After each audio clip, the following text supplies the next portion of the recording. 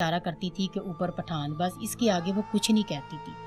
तो जहाँ सपारा पढ़ने जाती थी उसको भी वो यही बताती थी। इसके आगे बड़ी कोशिश की हमने बच्ची से पूछताछ करने की। जैसे ही 5 से 6 दिन गुजरे हैं, हमने बच्ची से पूछना बंद कर दिया। तो रात बच्ची को वैसे भी नॉर्मल हो गई कि नहीं हुई? नॉर्मल नहीं हुई थी। रात अच्छा। को बच्ची जो है सोई है, अच्छा। और ऐसे उसके साथ जब वाक़या हुआ तो ऐसे लग रहा था जैसे अभी अभी 2 आदमी उसके पास आए हुए हैं और उसको पकड़ा हुआ है और उसके साथ बुरा भला कर रहे हैं।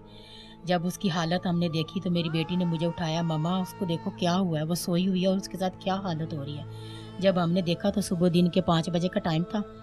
हमने उससे पूछा क्या हुआ है, तो वो नींद में बोली भी जा रही थी, खुद से बात भी कर रही थी, जैसे वो कर रहे थे वैसे वो बात भी कर रही थी। उसके बाद जब हमने उसके ऊपर मुँह के ऊपर पानी फेंका, उसको होश आया, फिर हमने पूछा बेटा क्या हुआ?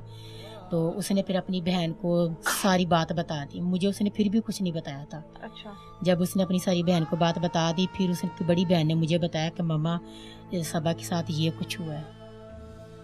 बहन को बताया, आपको नहीं नहीं, बताया? मुझे नहीं बताया।